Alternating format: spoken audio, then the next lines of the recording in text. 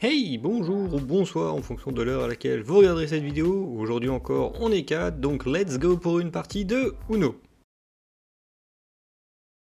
Bon ok, non, je déconne. On va se faire une bonne vieille partie de Commander et je vais commencer directement avec la présentation de mon deck. Et ce n'est pas un, mais deux commandants que je vais vous présenter en la présence de Livio, Sentinelle assermenté et Sakashima au mille visage. Ayant tous les deux la règle de partenariat, ils seront mes deux commandants de ce deck. Il s'agit d'un jeu contrôle basé sur le blink, je pourrai prendre le contrôle des créatures adverses ou les renvoyer dans leurs mains, tout en gérant les artefacts ou les enchantements grâce à la répétition d'arriver en jeu de mes créas. Livio me permettra quelques petites subtilités, mais la majorité du temps il sera là surtout pour exiler les créatures dont j'aurai pris le contrôle en cas de réponse adverse. Il va donc représenter la partie contrôle du deck. Quant à Sakashima, lui ça sera plus un moteur, notamment en copiant les créatures qui me permettent de blinker mes autres créatures, ou certaines cartes importantes, et une pièce de combo pour la répétition des arrivants en jeu de mes permanents. Ensuite, nous avons Sylvain qui nous joue Shalai et Alar, alors lui pour le coup les deux créations sur la même carte. Le thème du deck est donc, surprise surprise, les marqueurs +1/+1, oh non, pas une présentation de deck marqueurs +1/+1, tu dis marqueurs toutes les 2 secondes. Bref, le but est de jouer des créatures avec des marqueurs +1/+1, ce qui fait proc la capacité du commandant, ce qui inflige des blessures aux adversaires. C'est pour ça qu'il va jouer beaucoup de créatures qui arrivent avec leur propre marqueur +1/+1, ce qui fait proc du coup le commandant. Avec ça, il a rajouté plein de créatures qui font de la prolifération, donc toujours plus de marqueurs, donc toujours plus de proc. Et donc il a pas oublié les grands classiques des decks marqueurs +1/+1 en rajoutant plein de cartes qui vont synergiser avec les marqueurs.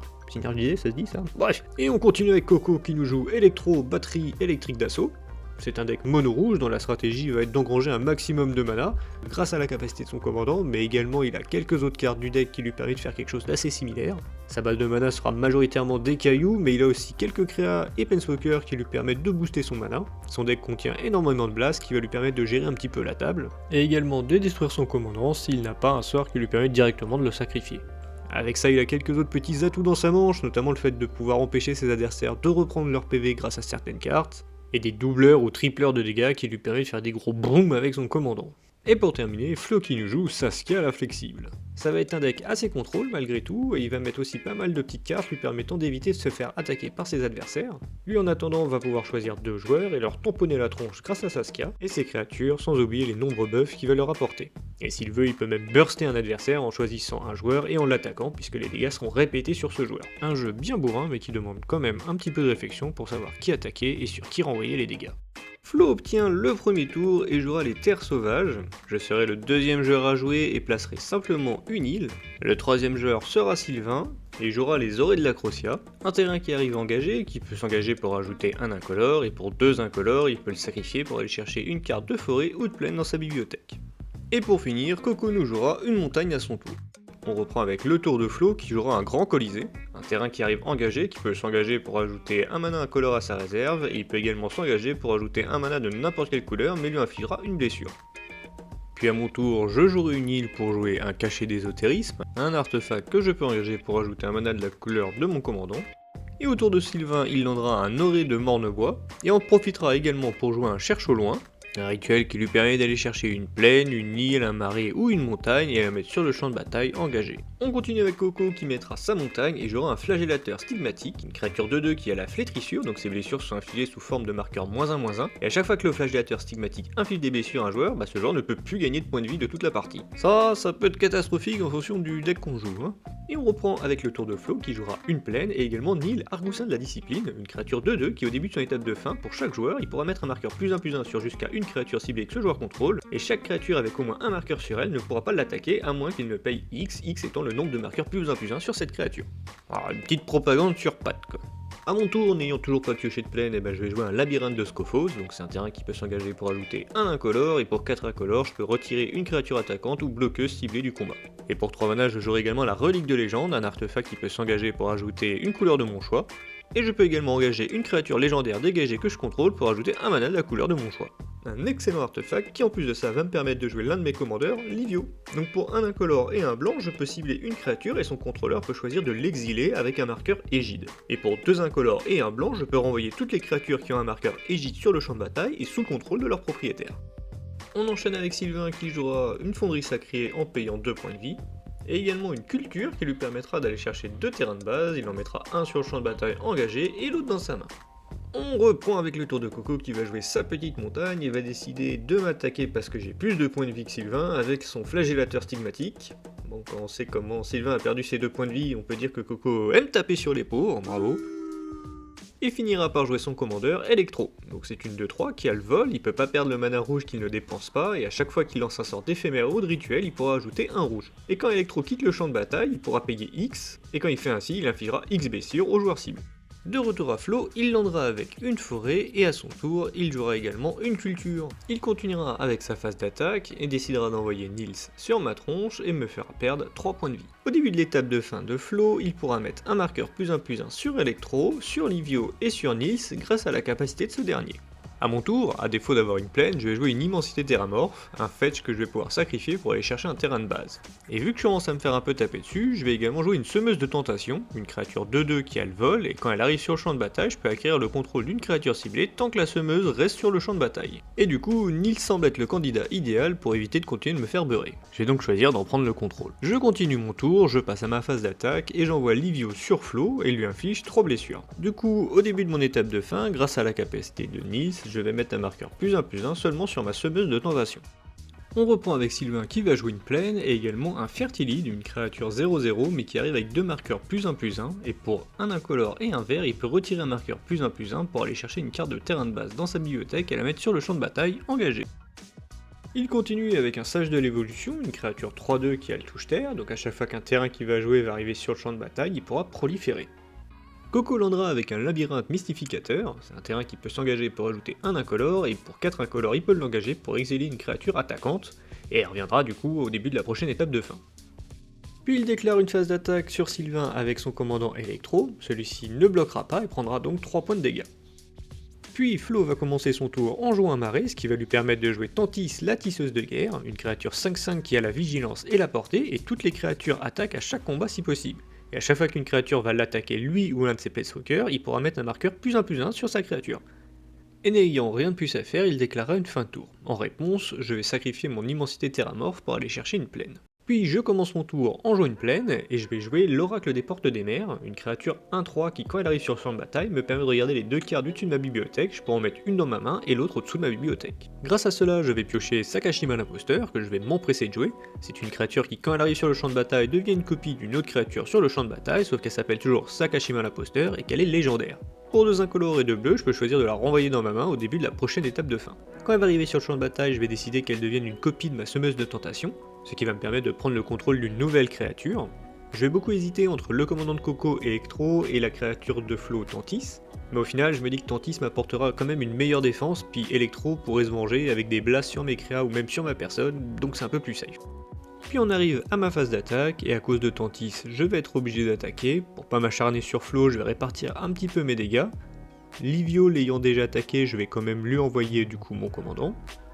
Et j'enverrai Nils sur Coco et ma semeuse de tentation sur Sylvain. Mais Coco aura une réponse et jouera une retombée volcanique, un éphémère qui ne peut pas être contrecarré et qui inflige 2 blessures à toutes les créatures et à tous les joueurs. Ça permettrait de tuer Sakashima et de rendre Tantis à flot. Nope. Mais moi aussi je vais avoir une réponse, je vais pouvoir engager Tantis et Sakashima grâce à la relique de légende pour m'ajouter 2 manas colorés, et avec ces 2 manas et la première capacité de Livio, je vais choisir de lui mettre un marqueur Aegis qui va me permettre de l'exiler, puisque c'est encore moi qui la contrôle, c'est moi qui décide. Non mais... Néanmoins, dans cette histoire, nous pourrons déplorer la perte de Sakashima, du Fertilide et du Sage de l'évolution. Mais pas le temps de pleurer nos morts, on en revient au tour de Sylvain et il va jouer Andurin Narzil reforgé. Donc un artefact légendaire qui donne l'ascension, donc si on a plus de 10 permanents on gagne l'agrément de la cité. Et à chaque fois que la créature équipée attaque, il peut mettre un marqueur +1/+1 sur chaque créature qu'il contrôle, et s'il a l'agrément de la cité, il pourra mettre 2 marqueurs +1/+1 sur chaque créature qu'il contrôle. Avec ça, il jouera son commandant Shalai et Alar, la bonne vieille créature 3/3 vol vigilance, et à chaque fois qu'au moins un marqueur +1/+1 est mis sur une créature qu'il contrôle, Shalai et Alar infligent autant de blessures à un adversaire ciblé. Voilà, du commandant bien énervé. Autour de Coco, il jouera directement en surcharge un mortier de Misium, donc il va infliger 4 blessures à chaque créature qu'il ne contrôle pas. Ah ouais, ça va, on a compris. Donc du coup, on enchaîne avec le tour de Flo, et lui va jouer Saskia l'Inflexible, son commandant. Donc c'est une 3-4 qui a la vigilance et la célérité, et au moment où Saskia l'Inflexible arrive sur le champ de bataille, il doit choisir un joueur. A chaque fois qu'une créature qu'il contrôle inflige des blessures de combat à un joueur, elle infligera autant de blessures au joueur choisi. Il va donc choisir Coco comme joueur, et c'est pas fini puisqu'il va également jouer un héritage de dueliste, un fameux enchantement qui permet de donner à une créature attaquante la double initiative jusqu'à la fin du tour. Il passe ensuite à sa phase d'attaque, il va envoyer son commandant sur ma tronche, sans oublier de lui donner la double initiative. Il va donc me faire 6 blessures et également 6 blessures à Coco. De retour à Bibi, je commence à ramer un petit peu, mais bon, je vais quand même jouer Gilraen, protectrice des Dunedains, une créature 2-3 qui pour 2 incolores je peux l'engager pour faire blink une créa, et je peux choisir de retarder le blink pour faire en sorte que la créa revienne au début de la prochaine étape de fin, et dans ce cas-là, la créature reviendra avec un marqueur vigilance et un marqueur lien de vie sur elle. Et ça sera tout pour mon tour. À celui de Sylvain, il jouera un conciliateur en patrouille, une créature artefact 0-0 qui arrive avec 2 marqueurs +1/+1 sur elle, et à chaque fois qu'un adversaire commet un crime, il pourra proliférer. Pour mémoire, commettre un crime, c'est cibler un adversaire ou quoi que ce soit qu'un adversaire contrôle, ou des cartes dans le cimetière d'un adversaire. On continue avec Coco qui va jouer un Atlas Infini, un artefact qui pour 2 incolores on peut l'engager pour piocher une carte, mais il peut le faire seulement s'il contrôle 3 terrains qui ont le même nom. Il enchaîne avec sa phase d'attaque, il va envoyer Electro sur Flo, qui est actuellement une 3-4 avec le vol. Flo ne pourra que encaisser les blessures et perdra donc 3 points de vie. Flo commence son tour et passe directement à sa phase d'attaque, il va m'envoyer son commandant dans la bouche, sauf que manque de chance pour lui, j'ai toujours mon labyrinthe de Scophos, et avec l'aide de la relique de légende, je vais pouvoir engager ma créature légendaire pour obtenir les 4 manas nécessaires pour activer mon labyrinthe. Ce qui fait que sa créature sera retirée du combat et je ne prendrai pas les dégâts. Du coup, avec un peu de retard, il va jouer la Rafale Fracturante, un éphémère qui lui permet de détruire tous les artefacts et tous les enchantements, et il gagnera 2 points de vie pour chaque permanent détruit de cette manière. Ce qui fait qu'il va reprendre pas moins de 12 points de vie. Bon, voyons le bon côté, au moins il a fait sauter son héritage de dueliste avec ça. Je commence mon tour en landant une île, et je vais jouer Abuelo Éco-Ancestral. Bon, c'est un petit peu redondant avec Gilraen, mais bon, on tempo comme on peut. Ça reste une 2-2 qui a le vol, la parade 2, et pour un incolore, un blanc et un bleu, je peux faire blinker une créa qui reviendra au début de la prochaine étape de fin. Sylvain à son tour jouera un témoin de l'évolution, une créature 2-1 qui a pour un incolore, un vert, adapté 2. Pour mémoire, adapté permet de mettre un marqueur +1/+1 sur la créature si elle n'en a pas, là en l'occurrence avec adapté 2 elle pourra mettre 2 marqueurs +1/+1 sur elle, et à chaque fois qu'au moins un marqueur +1/+1 est mis sur cette créature, il pourra renvoyer une carte de permanent depuis son cimetière dans sa main. Ensuite, il va payer le coût d'adapter 2 pour mettre du coup les 2 marqueurs +1/+1 sur sa créa, ce qui va lui permettre de faire remonter le conciliateur en patrouille de son cimetière dans sa main. De retour à Coco, il landera avec une montagne et jouera Broyer la Terre, un rituel qui fait que chaque joueur doit sacrifier un permanent de son choix. Sylvain décidera de sacrifier le témoin d'évolution, Flo une forêt et moi Abuelo. Il continue en jouant un artefact, l'œil de l'esprit, à chaque fois qu'un adversaire piochera une carte, il pourra payer un mana incolore, s'il fait ainsi, il pourra piocher une carte.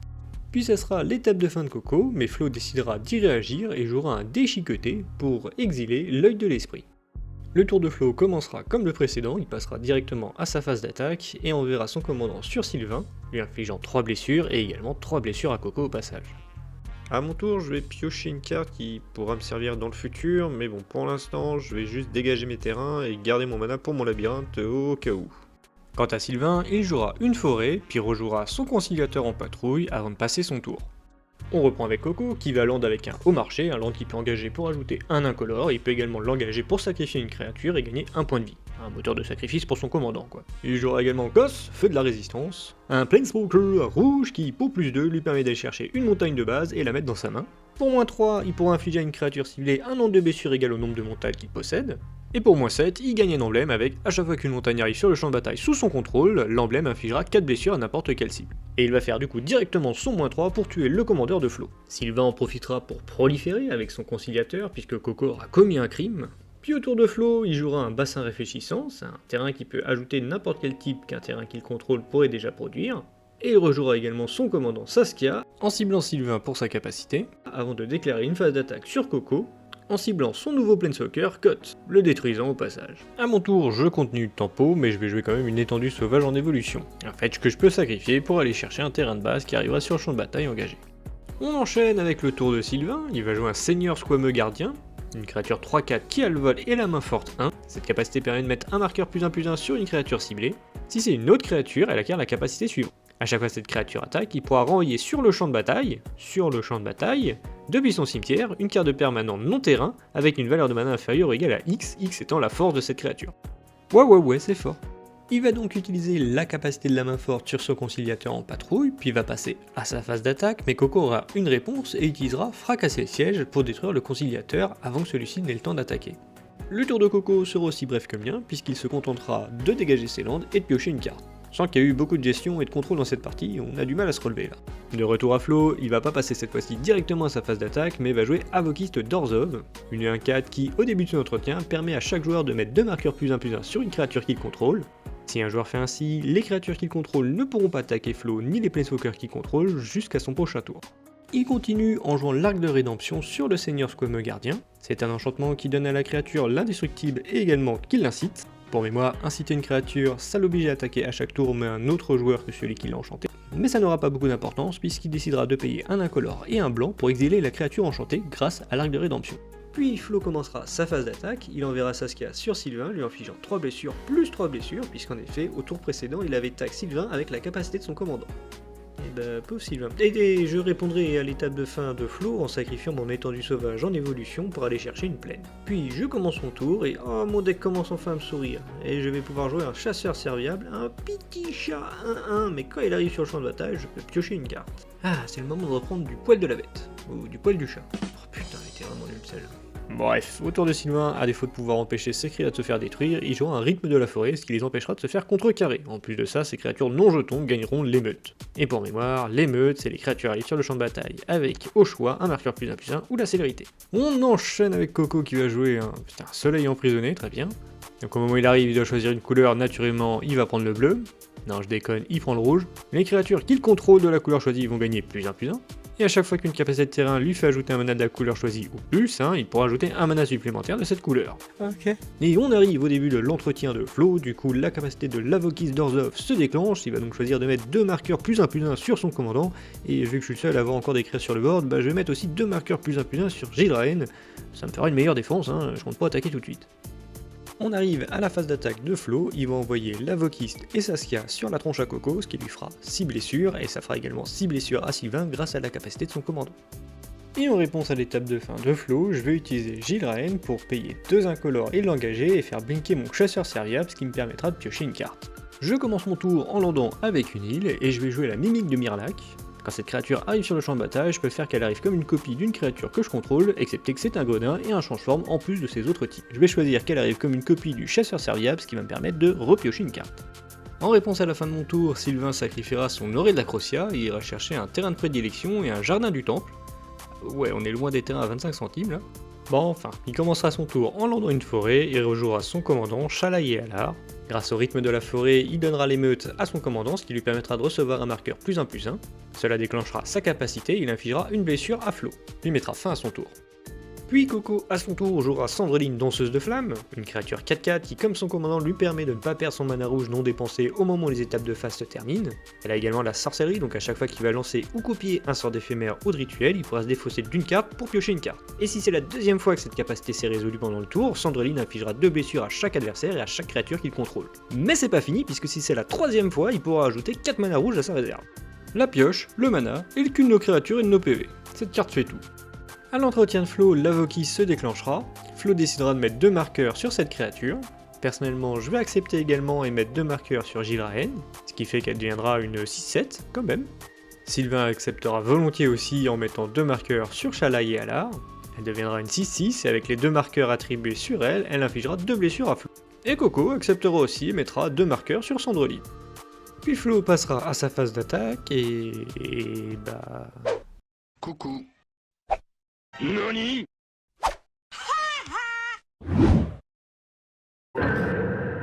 Et passera à son étape de fin. Et je vais avoir une réponse d'ailleurs puisque je vais utiliser Gilraen pour faire blinker mon chasseur serviable pour pouvoir piocher une carte. Puis je vais commencer mon tour, je vais lander avec une île et au final je vais jouer le Berger des âmes, une créature 1/1 qui au début de mon étape de fin me permettra de blink une créature. Et à chaque fois qu'une créature est exilée du champ de bataille, je peux mettre un marqueur +1/+1 sur le Berger des âmes. Et je vais donc arriver à mon étape de fin, avec la capacité du Berger des âmes, je vais donc pouvoir faire blinker l'un de mes chasseurs serviables et piocher une carte, sans oublier le petit marqueur +1/+1 sur le berger. Ça y est, le moteur est bien en place là. Et on va en arriver au tour de Sylvain, et il va jouer Mikaeus le Lunarque, une créature qui coûte X et un blanc, c'est une 0-0, mais il arrive avec X marqueur +1/+1 sur lui, X étant son coup de mana du coup. Il peut l'engager pour mettre un marqueur +1/+1 sur lui-même, et il peut également l'engager pour retirer un marqueur +1 de Mikaeus pour mettre un marqueur +1/+1 sur chaque autre créature qu'il contrôle. Sylvain va le payer pour 2 incolores et un blanc, donc avec 2 marqueurs +1/+1. Et grâce à son enchantement, il va lui donner la célérité, important. Mais ce n'est pas fini, parce qu'il va également jouer Hamza, Vigile d'Arachide, une magnifique créature 5/5 qui coûte 1 de moins pour chaque créature qu'il contrôle avec un marqueur +1/+1 sur elle. Et en plus de ça, les sorts de créatures qu'il va lancer coûteront 1 de moins à lancer pour chaque créature qu'il contrôle avec un marqueur +1/+1. Et cette fois-ci, il va le faire venir avec un marqueur +1/+1. Mais ce n'est toujours pas fini, parce qu'il va également jouer l'ancien Immémoré, une créature 0/3, et à chaque fois qu'un joueur va lancer un sort, il pourra mettre un marqueur +1/+1 sur l'ancien Immémoré. Et en plus de ça, au début de son entretien, il pourra déplacer n'importe quel nombre de marqueurs +1/+1 de l'ancien Immémoré sur d'autres créatures. Et il va le faire arriver avec un petit marqueur +1/+1 bonus. Et n'oublions pas le commandeur de Sylvain, donc quand Mikaeus est arrivé avec ses 2 marqueurs +1/+1, Sylvain a décidé d'infliger 2 blessures à Flo. Puis quand Hamza est arrivé avec son marqueur +1/+1, rebelote une blessure sur Flo, et quand l'Immémoré est arrivé avec son marqueur +1/+1, rebelote une blessure sur Flo. Après ça, puisqu'il a donné la célérité à Mikaeus, et ben forcément il va l'engager pour se retirer un marqueur +1/+1 et donner un marqueur +1/+1 à toutes ses créas. Ce qui fait 3 marqueurs en plus, donc 3 blessures en plus, donc 3 PV en moins pour Flo. Et bah ça règle ses comptes, hein. Ouf, et il continuera avec sa phase d'attaque et enverra Shalai et Elar sur Coco. Ce dernier aura une réponse puisqu'il utilisera débat universitaire sur la Sandreline. Déjà, premier effet, Sandreline lui fera piocher une carte et se défausser d'une carte. Ensuite, la résolution de l'éphémère, donc une créature ciblée va être obligée de bloquer et elle va gagner la portée. Sandreline étant une 7/7, elle va donc se sacrifier pour bloquer le commandeur de Sylvain. Ouh, et bah gros tour, hein. On va reprendre avec Coco qui va rejouer son commandant Electro. Il jouera aussi une poche d'eau du maître qu'il va engager pour ajouter un mana rouge à sa réserve qu'il pourra stocker grâce à la capacité de son commandant. On arrive au tour de Flo, et à son entretien, la Vokis d'Orzhov se déclenche. On commence à avoir un peu l'habitude. Donc, Flo va décider de mettre 2 marqueurs +1/+1 sur Saskia. Quant à Sylvain, Coco et moi, on va accepter également en mettant 2 marqueurs sur Mikaeus, sur Electro et sur Gilraen. Ensuite, Flo jouera un équipement, la cuirasse d'assaut, au début de l'entretien de chaque adversaire, et il pourra faire que ce joueur acquiert le contrôle de la créature qui est équipée jusqu'à la fin du tour, et elle se dégagera. La créature gagnera +2/+2, aura la célérité, elle ne pourra pas attaquer Flo ni les Planeswalkers qu'il contrôle et ne pourra pas être sacrifiée. Et dans son emplacement, il va l'équiper à son commandant avant de se rendre compte que c'est pas la fête en fait. Ouais Coco a un labyrinthe qui peut l'exiler, donc qui déséquipera la créature. De mon côté, je peux le faire blink, ce qui va le déséquiper aussi, je peux même jouer Livio pour lui mettre un marqueur égide pour l'exiler. Bref, c'est compliqué. Et du coup, il va attaquer Coco de frustration, qui va utiliser son labyrinthe, ce qui va exiler la créature jusqu'à la prochaine étape de fin, et au passage, la déséquipe. Et en réponse à l'étape de fin de Flo, comme d'habitude, je vais engager Gilraen pour faire miquer mon chasseur serviable et piocher une carte.